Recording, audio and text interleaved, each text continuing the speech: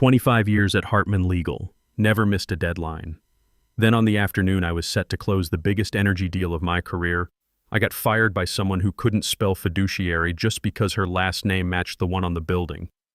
What she didn't know was I was the only reason 63 Fortune 500 clients stayed, and she just handed me the keys to her own destruction. My name is Robert Matthews, and at 52, I'd built my entire identity around being the most reliable corporate lawyer at Hartman Legal. That Friday afternoon started like any other. Coffee at 6:30, desk by 7, reviewing the Caldwell Industries acquisition documents for what had to be the 30th time. $85 million. Not our biggest deal, but significant enough that I'd personally shepherded it through 6 months of negotiations. The irony wasn't lost on me that I'd been discussing this exact deal with Patricia Caldwell over lunch at River Oaks Country Club just 3 days earlier. We'd been sitting on the terrace overlooking the 18th green, and she'd mentioned how much the board appreciated having someone they could trust with their most complex transactions. "Rob, you know how many lawyers I've worked with over the years," she'd said, cutting into her salmon. "Most of them treat us like a transaction number. You actually understand our business." That conversation felt like a lifetime ago now, staring at the email notification that popped up at 4:15 p.m. Not from my direct supervisor, Thomas, who was in depositions all week, from Ashley Hartman. "Please come to my office immediately. Ashley, 29 years old, Wharton MBA, daughter of our founding partner." She'd been installed as Chief Operating Officer 8 weeks ago after what the firm newsletter called a comprehensive strategic review. The review that somehow missed every qualified candidate and landed on the boss's daughter who'd spent the last 3 years disrupting yoga studios in Austin. I'd actually tried to give her the benefit of the doubt initially. Her presentation to the partners about modernizing client relations had some valid points about digital communication and efficiency. But then she'd started talking about paradigm shifts and leveraging synergistic opportunities, and I'd realized we were in trouble. I saved my work, straightened my tie, and walked the long hallway to the corner office that used to belong to a partner with 40 years of experience. Ashley had redecorated completely. Gone were the law books and framed certificates, replaced by motivational posters about embracing change and a meditation corner with crystals that probably cost more than my monthly car payment. She didn't look up when I knocked. "Sit." The chair across from her desk was deliberately low, a power play I'd seen in amateur management books. Ashley was scrolling through her phone, designer sneakers propped on the mahogany desk her father had imported from Italy. Her boyfriend Devin sat in the corner, supposedly taking notes on his laptop, though I could see the reflection of what looked like a video game in his glasses. "Robert," she finally acknowledged me, setting down her phone with visible irritation. "We need to discuss your trajectory here. Is there an issue with the Caldwell acquisition? I can walk you through the environmental compliance sections if you need clarification on the recent Texas Environmental Code updates. It's not about any specific deal." She leaned back, fingers steepled in what she probably thought was an executive pose. "It's about cultural evolution, generational alignment, the strategic direction we're taking this firm." Cultural evolution.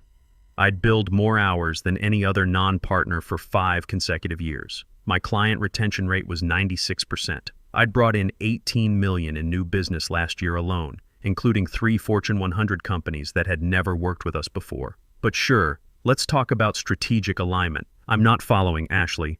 Look, you're competent. No one's saying you're not competent." The way she said competent made it sound like a character flaw. But Hartman Legal is evolving. We need team players who understand innovation, disruption, people who think outside traditional paradigms. I bit back the urge to mention that law firms succeeded by thinking inside very specific statutory and regulatory frameworks. That's literally what clients paid us for. Expertise in navigating those frameworks without getting them sued, fined, or criminally prosecuted. "What exactly are you saying? Today is your last day. Security will escort you out after you sign this." She slid a packet across the desk with the casual indifference of someone ordering coffee. "Non-disclosure agreement, non-compete clause, 6-month severance if I went quietly." My stomach dropped. "You're firing me the day before Caldwell closes? Devin will handle the transition." She checked her phone again, already mentally moved on from destroying my career. Devin. Her boyfriend from the wellness industry, who'd started 6 weeks ago as a client experience coordinator. A week ago, I'd overheard him asking our paralegal what due diligence meant. The man had a sociology degree and a certificate in mindfulness coaching. Devin isn't licensed to practice law. He can't legally handle client transactions or provide legal advice. That's no longer your concern. Her smile was all teeth, no warmth. You have 1 hour to clear out your office. And Robert, the NDA is non-negotiable. You discuss any client matters, any proprietary information, and we'll bury you in litigation. This firm has very deep pockets. I stood slowly, keeping my face neutral while my mind raced. 25 years. A quarter century of skipped family dinners, working through holidays, building relationships with 63 corporate clients who trusted me with their multi-million-dollar problems. 25 years of creating systems, templates, and processes that this firm ran on. My name wasn't on any public documents, but my expertise was embedded in every major deal. Think about my daughter Sarah's spring tuition payment, $40,000 due in 6 weeks. Think about my son Michael starting at UT in the fall, another $30,000 annually. Think about my mother in the assisted living facility, $3,500 monthly for her care. Think about the alimony payments to my ex-wife that don't stop until I'm 65. All of it dependent on my income, my reputation, my career. 1 hour, Ashley repeated, her attention already back on her phone. Leave your keycard with security. I walked back to my office in a daze. Through the glass walls, I could see my colleagues avoiding eye contact. Word traveled at light speed in law firms. I was toxic now, radioactive. 1 hour to pack up 25 years. I pulled out my personal laptop, the one I'd used for late-night work when the firm's ancient systems crashed. My personal phone, with numbers I'd accumulated over decades of client relationships. My handwritten notes, the kind of institutional knowledge that couldn't be digitized. My reference books with margin notes from hundreds of deals. My coffee mug that said "World's Okayest Dad," a Father's Day gift from Sarah when she was 12. What they couldn't pack into boxes were the relationships I'd built. The personal cell numbers in my phone, the trust earned through countless hours of meticulous work, the industry knowledge accumulated over a quarter century of energy sector deals, regulatory compliance, and crisis management. As security watched me fill bankers' boxes, I thought about Patricia Caldwell, about how their CEO had specifically requested me after I'd saved them from a catastrophic regulatory violation 3 years ago. About how she'd invited me to her son's wedding last spring, about how she had no idea that Monday her $85 million acquisition would be handled by someone whose biggest legal experience was reading wellness blog posts about contract law. I signed the papers, took my boxes, handed over my key card, but as I walked out of Hartman Legal for the last time, past the marble lobby and the commissioned portraits of 3 generations of Hartman lawyers, I wasn't thinking about what I'd lost. I was thinking about what they'd forgotten I still had, and about Tuesday's scheduled meeting of the Houston Energy Bar Association, where 47 of the most powerful lawyers in the oil and gas industry would be very interested to hear why Robert Matthews was suddenly available for new opportunities. I sat in my home office at 5:30 p.m., still wearing my suit, staring at the bankers' boxes like they might explain what had just happened. The house felt too quiet for a Friday evening. My kids were at their mother's place for the weekend, and I should have been celebrating the Caldwell closing with Patricia and her team at the Capitol Grill right now. Instead, I was unemployed with 8 years left until retirement. The shock was wearing off, replaced by something sharper. Not just anger, clarity. I opened my laptop and started taking inventory of what I actually possessed versus what Hartman Legal thought they owned. The non-compete clause was 18 months, but I knew Texas law better than Ashley did. Non-competes were difficult to enforce when termination was without cause, especially when you could prove bad faith. Firing someone to make room for an unqualified boyfriend definitely qualified as bad faith. First, my systems. Over 25 years, I'd developed comprehensive frameworks for energy sector deals, environmental compliance templates, and regulatory change tracking systems. The firm had never asked me to transfer these to their servers, probably because no one there understood their value. They sat in my personal cloud storage, meticulously organized. My intellectual property, created on my own time, refined through hundreds of transactions. Second, the relationships.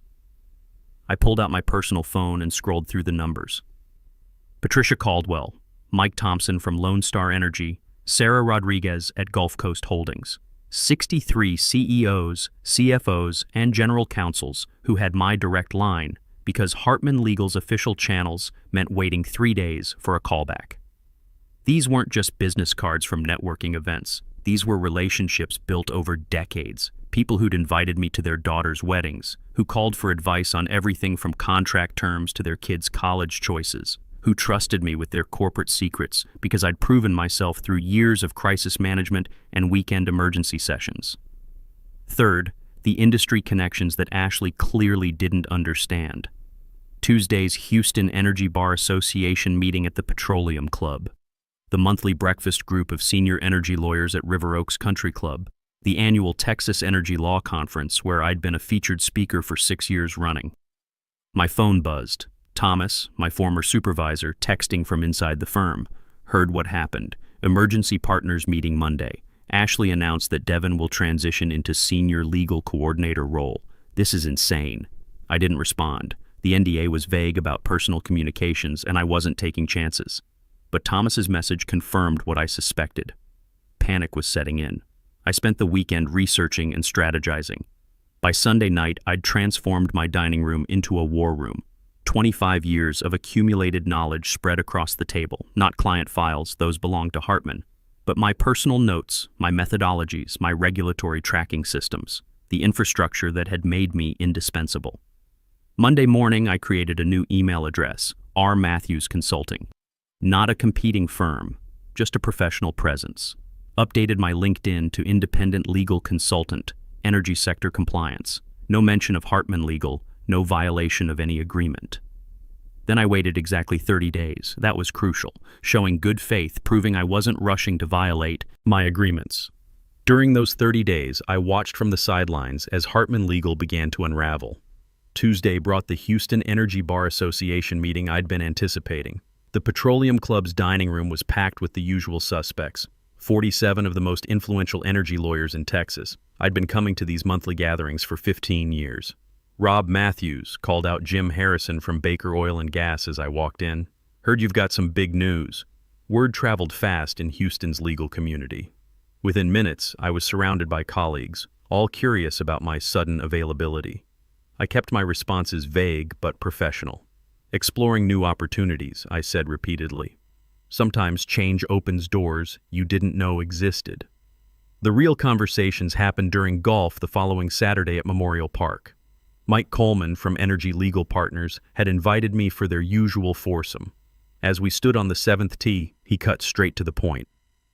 Rob, I've got 3 clients asking if you're available for project work. Nothing that would violate any agreements, just independent consulting on regulatory compliance.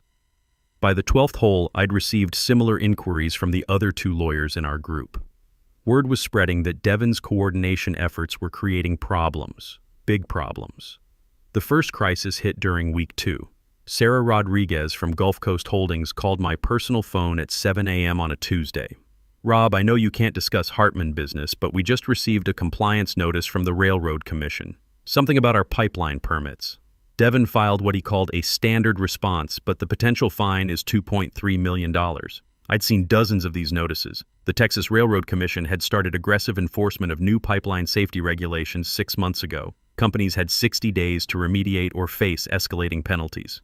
Sarah, I can't provide legal advice without proper representation, but as a friend, I'd suggest you get specialized pipeline counsel to review that notice immediately. Can you recommend someone? Send me the notice. No charge for a friend to take a look and point you in the right direction. The document arrived within minutes. One glance told me everything. Gulf Coast's pipeline monitoring systems weren't compliant with the new federal standards. Devin had filed a boilerplate response completely missing the technical compliance requirements. They had 12 days left to fix a problem that would take 30 days minimum to resolve properly. Sarah, you need emergency pipeline counsel today. This isn't routine paperwork. You're looking at potential criminal violations if this isn't handled correctly. By Thursday of week 3, I'd received similar calls from 8 other clients. Each crisis followed the same pattern: complex regulatory issues, Devin's incompetent responses, millions in potential exposure. Week 4 brought the call I'd been expecting. Patricia Caldwell, her voice tight with controlled fury. Rob, the Caldwell acquisition closed, but there's a critical environmental disclosure issue. Devon missed a new EPA requirement that went into effect last month. We're looking at a $12 million liability that should have been identified during due diligence. Our board is demanding answers, the environmental disclosure. A new EPA requirement that had gone into effect 3 months ago. I'd flagged it in my personal deal notes, but those notes were in my files, not Hartman's system. Patricia, I can't discuss specifics about your transaction, but after my 30-day restriction period ends next week, I'd be happy to review your situation as an independent consultant. Would Bailey & Associates be interested in representing us on this matter? Bailey & Associates, the boutique firm that handled sophisticated corporate work with a fraction of Hartman's overhead. Martin Bailey had been trying to recruit me for years, usually over drinks at the Union Bar downtown. I think they might be very interested in discussing your needs. The 30-day mark hit on a Friday. That afternoon, I called Martin Bailey. Rob Matthews. I've been wondering when you'd call. Interested in discussing some potential opportunities?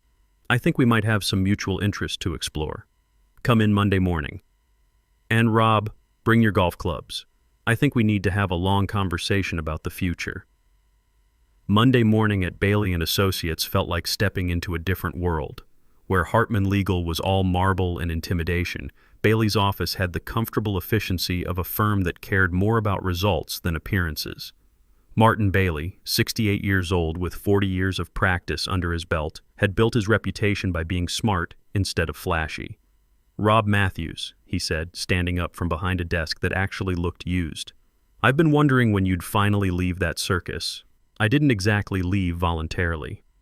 Ashley Hartman called me last week, Martin said, his tone dry as West Texas. Warned me about a former employee who might try to violate his non-compete. Suggested that any firm that helped you would face litigation. My stomach tightened. And your response? I told her Bailey & Associates doesn't respond well to threats, especially hollow ones from children playing dress-up in daddy's suits. He gestured toward the chair across from his desk. Coffee? We've got a lot to discuss. Over the next hour, Martin laid out his proposal, senior counsel position, not partner initially. That kept me clear of any non-compete issues. 60-40 split in my favor. Full malpractice coverage and litigation support when Hartman inevitably came after me. The thing is, Rob, I've been getting calls. Patricia Caldwell, Mike Thompson, others. They're not happy with the service they're getting. But they're also scared. Nobody wants to be the first to jump ship and face Ashley's litigation threats. So what are you suggesting? That we make jumping ship feel less like jumping and more like boarding a luxury yacht? Martin smiled. I've got an idea, but it requires some finesse. That afternoon, I found myself at River Oaks Country Club, not for golf, but for what Martin called strategic coffee meetings. The plan was simple. Let word spread naturally through Houston's business community that Bailey & Associates was expanding their energy practice. The first meeting was with Jim Harrison from Baker Oil and Gas, whom I'd known for 12 years through the Energy Bar Association. We sat on the clubhouse terrace overlooking the course, discussing everything except Hartman Legal. Rob, I heard you're exploring new opportunities, Jim said, cutting straight to the point after we'd covered the usual pleasantries about his son's law school applications. Martin Bailey made me an offer I'm seriously considering. Good firm, solid reputation. How would that work with your current situation? Clean break, all above board. I served my 30-day notice period, maintained all ethical obligations. Jim nodded slowly. You know, Baker's been having some issues with our current counsel. Nothing against Hartman personally, but lately, he trailed off diplomatically. That evening, Martin called with an update. 3 more companies called this afternoon, words getting around. By Wednesday, the crisis calls were coming in faster than I could handle them properly. Sarah Rodriguez from Gulf Coast Holdings called with an emergency. The Railroad Commission had escalated their penalty to $4.7 million after Devon filed another inadequate response. Sarah, I can't represent you while I'm still bound by agreements, but I know someone who can help immediately. Can you work with them on this? As of next Monday, yes. That same day, Patricia Caldwell called with worse news. Rob, the EPA is opening a formal investigation into the Caldwell acquisition. They're claiming we knowingly concealed environmental liabilities. This could trigger criminal charges. For the first time in our conversation, I heard fear in her voice. Patricia Caldwell was one of the toughest executives in Houston, the kind of woman who'd built a billion-dollar company from her father's struggling pipeline business. If she was scared, the situation was genuinely dire. Patricia, you need specialized environmental counsel immediately. This isn't something Devin can handle with Google searches. Will you take the case? I'll be at Bailey & Associates starting Monday. We can discuss representation then. Thursday brought the call I'd been expecting but dreading. William Hartman himself. Robert. The voice was older than I remembered, strained in a way that made me think he'd been getting similar calls all week. We need to talk. Mr. Hartman, how can I help you? You know exactly how. My firm is hemorrhaging clients. 23 companies have terminated our representation in 2 weeks. This has to stop, sir. Those companies made their own decisions about legal representation. I haven't solicited anyone. Don't insult my intelligence. This is coordinated. This is revenge. I thought about Ashley and her meditation corner, about Devin playing games while deals collapsed, about 25 years of loyalty repaid with humiliation. Mr. Hartman, this is consequences. Your daughter replaced me with someone who thinks pipeline safety regulations are bureaucratic suggestions. A long pause. When he spoke again, his voice was smaller. I'll handle Ashley. Come back. Name your terms. Full partnership, your own division, whatever you want. It's too late for that. It's never too late. I built this firm from nothing. I won't watch it die because of my daughter's mistakes. You should have thought about that before you let someone who views law as disruptive innovation run your practice. Robert, please. What do you want? Money? Clients? I'll give you anything. The desperation in his voice was genuine, and for a moment I almost felt sorry for him. William had built something impressive over 47 years, but he'd also made the choice to step away and leave it in incompetent hands. I don't want anything from you, Mr. Hartman. I just want to practice law competently for clients who deserve better than what they've been getting. After I hung up, I sat in my temporary office at Bailey & Associates looking out at the Houston skyline. My phone showed 14 missed calls from various Hartman partners, 23 text messages from former clients, and an email from the Houston Business Journal requesting comment about the ongoing exodus from Hartman Legal.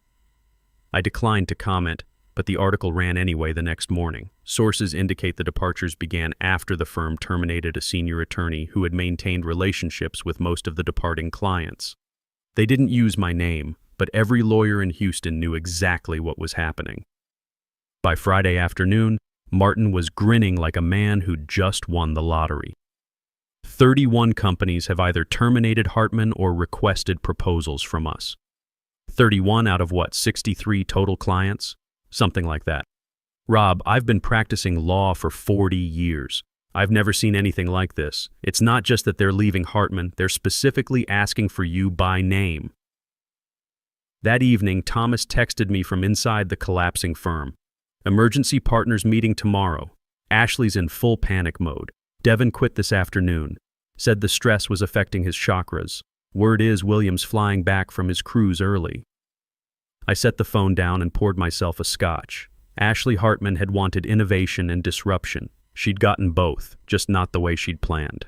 Through my window, I could see the lights of downtown Houston beginning to flicker on. Somewhere out there, Ashley was probably realizing that running a law firm required more than MBA buzzwords and good intentions. And somewhere else, 31 corporate executives were sleeping, better knowing their legal matters would be handled by people who actually understood what they were doing.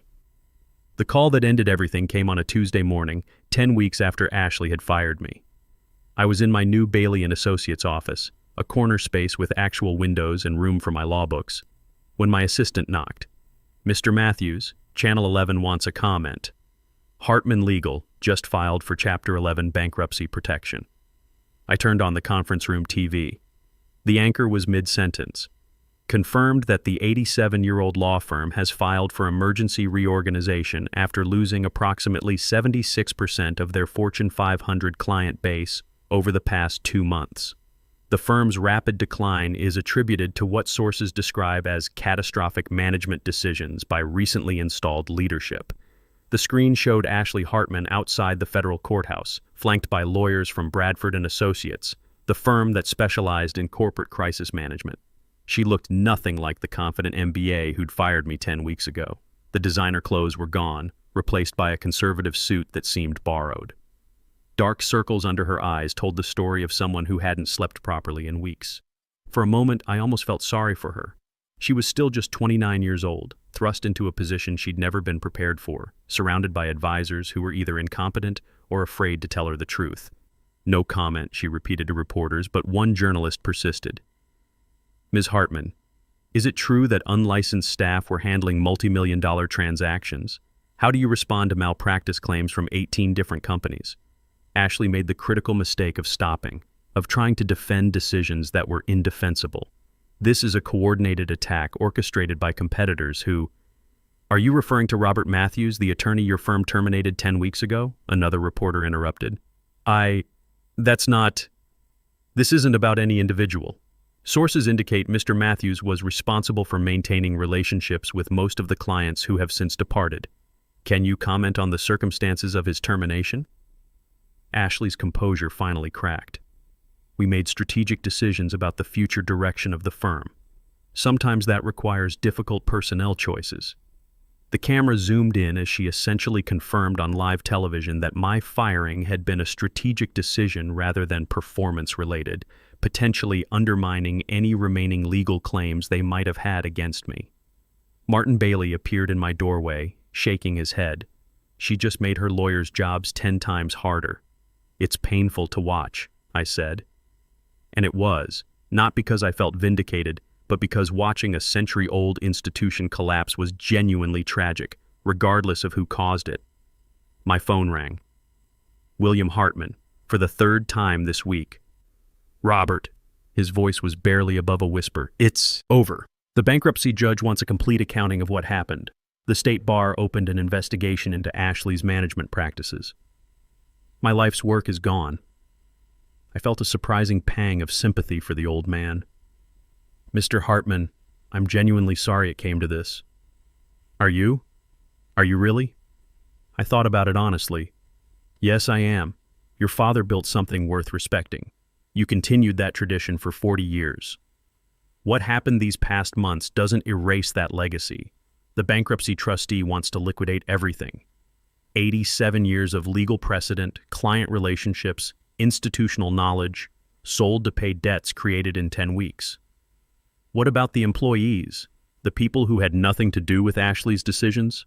Some will find positions elsewhere. Thomas is already interviewing.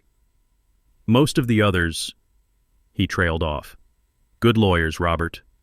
People who deserved better leadership than my daughter provided. That afternoon, Martin called an emergency partners meeting. The mood in the room was surprisingly somber rather than celebratory. Hartman's bankruptcy trustee approached us about acquiring their energy practice assets, Martin announced. Client files, research databases, that sort of thing. But more importantly, they want us to consider hiring their displaced attorneys. How many people are we talking about? Asked Janet Walsh, our senior litigator. Potentially 14 lawyers, 6 paralegals, support staff. They're good people caught in a bad situation. Over the next week, I found myself in the strange position of interviewing my former colleagues. Thomas was first, looking older than I remembered, but relieved to be away from the chaos. Rob, I owe you an apology, he said, settling into the chair across from my desk. I knew what Ashley was doing was wrong, but I thought I could manage the damage until William came back. You were trying to protect your people. I understand that. Still, I should have spoken up when she fired you. We all should have. But she'd made it clear that anyone over 45 was going to be transitioned out anyway. Would standing up to her have made a difference? Thomas shook his head. Probably not. She'd already decided that the firm's problems were caused by legacy thinking and generational resistance to change. Anyone who disagreed was proof of the problem.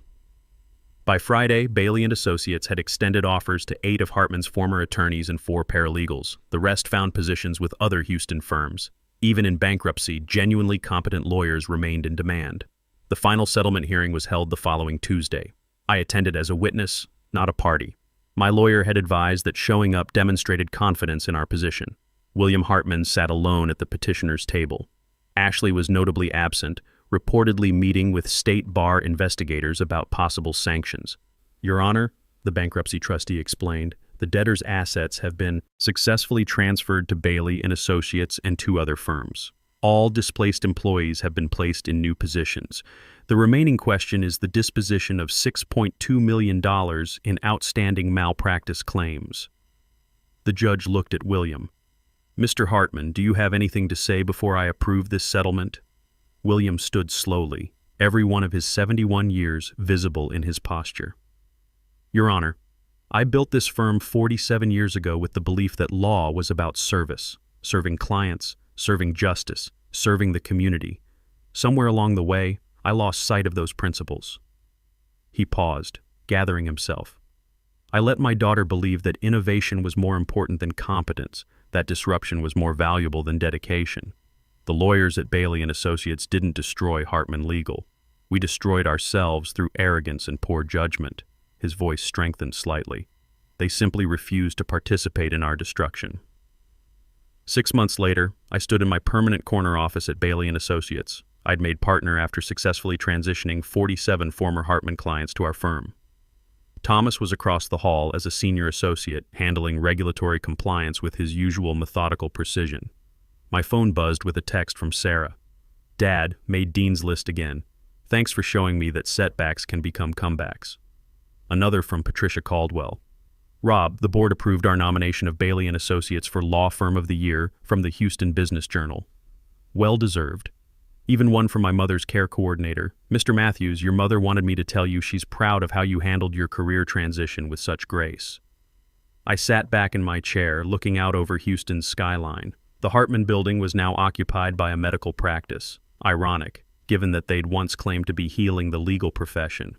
Ashley Hartman had taught me the most important lesson of my legal career. Competence and relationships matter more than innovation and disruption. When someone shows you who they really are through their actions, believe them. At 52, I wasn't just surviving my mid-career crisis. I was thriving because of the way I'd handled it. The golf games with clients at Memorial Park continued. The monthly Energy Bar Association meetings at the Petroleum Club remained productive. The relationships built over 25 years had proven more durable than any single firm's letterhead. That's what practicing law was really about. Not revenge or destruction, but competence, relationships, and protecting what matters. Sometimes that meant letting the incompetent destroy themselves while you focused on building something better. Even when building that better future meant watching an 87-year-old institution collapse because someone confused change with improvement and disruption with progress.